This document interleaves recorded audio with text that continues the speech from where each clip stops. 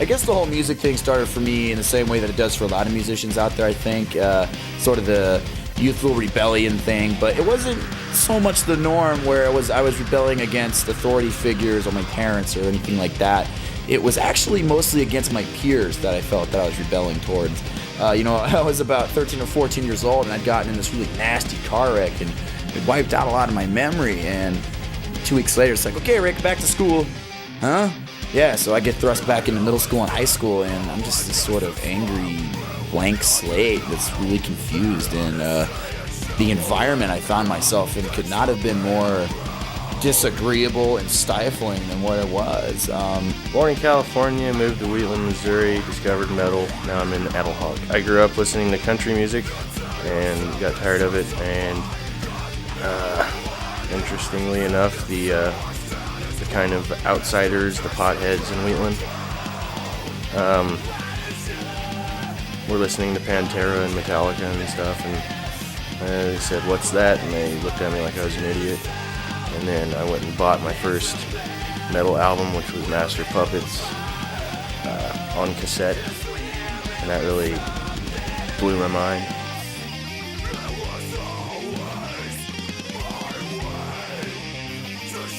Yeah, you're gonna have to wait for just one moment. I'm busy. I grew up in Lee Summit, Missouri. And I hate Lee Summit with passion, but that's where I grew up. So I went to Blue Springs schools because I lived in the borderline. Became friends with a lot of people in Blue Springs. So that's where, my first bands and stuff came out of. I started playing music when I was in about 6th grade. I used to play sports a lot, but then I heard Nirvana and Smashing Pumpkins and stuff like that, and it really got me into, I just was really intrigued by the sound of guitars and drums and stuff, and it got me excited and made me want to play music.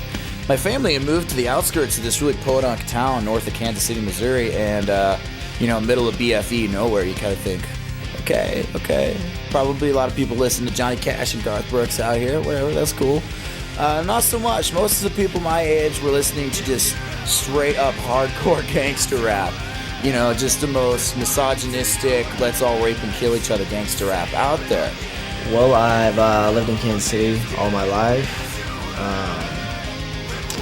and there wasn't really a whole lot to do when I was in middle school. I'd always been kind of big into sports and stuff, but I kind of grew out of that and just always loved music, and one day just decided I wanted to start playing.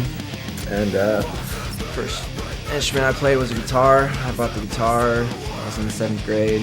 My dad showed me all the stuff that he liked, Metallica, Ozzy, Pantera. I used to hear his albums all the time. I started listening to heavier music, I would say, when I started getting to high school, I got into hardcore bands, like Living Sacrifice, and started just listening to that, and that evolved into, Job for a Cowboy and more death metal bands. Started liking heavier music.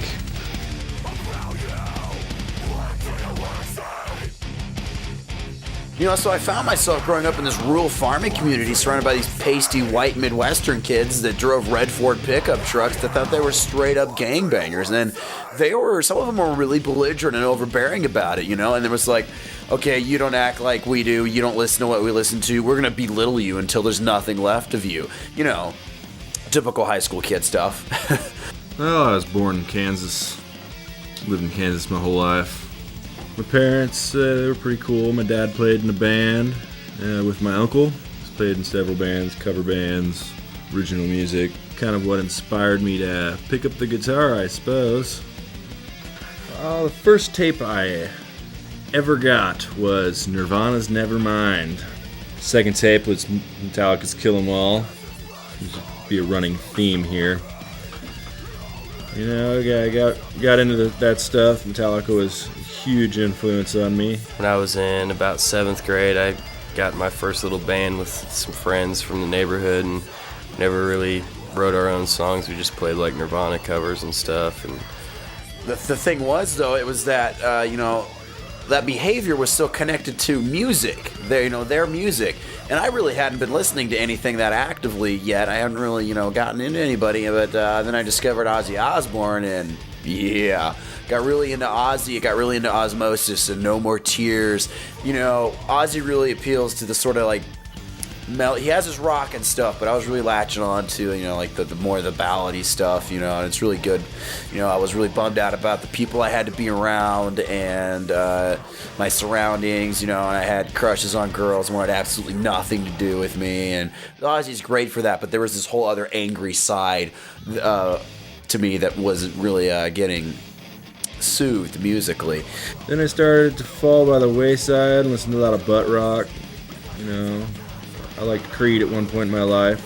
Alice in Chains is one of my favorite bands of all time. Lane Staley's the man. Jerry Cantrell's the man.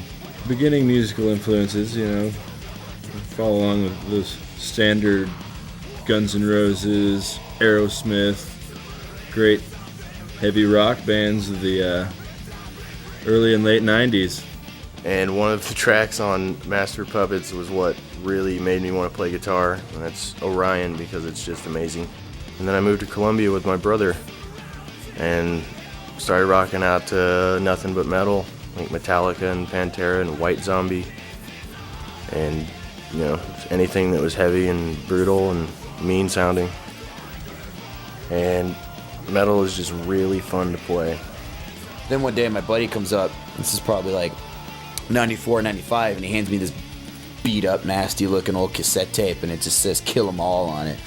And Metallica. Be a running theme here. So, okay, I'll check this out, pop it in. Whoa.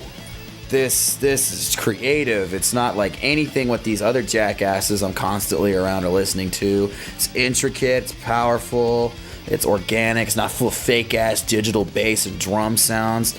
But I think what connected with me the most was just how angry it was, and how all the lyrics were just chock full of this screw you vibe, and they were about being alone and against the world and pissed off and angry. I'm thinking, hey, I'm alone. I feel like I'm against the world. I'm pissed off.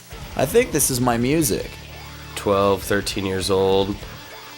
My friend let me borrow this Nirvana DVD called From the Muddy Banks of Wishkah or whatever, and I can just remember watching Dave Grohl just throwing down and just headbanging and hitting his drums harder than I'd ever seen anybody hit him, and just it looks so fun. I was watching the other musicians, like the guitar and bass player and vocals. I'm like drumming what he's doing, like he made drums look fun, and pretty much that is the reason I got into playing drums to this day, more or less. And obviously my influences and stuff have changed over the years, but I definitely feel that that's one of my biggest roots, is as cliche as it is to sound, Nirvana and stuff like that. So I had like 2 or 3 good buddies, and we bonded over the music, but still at the end of the day in that town, when you went to bed at night, you still felt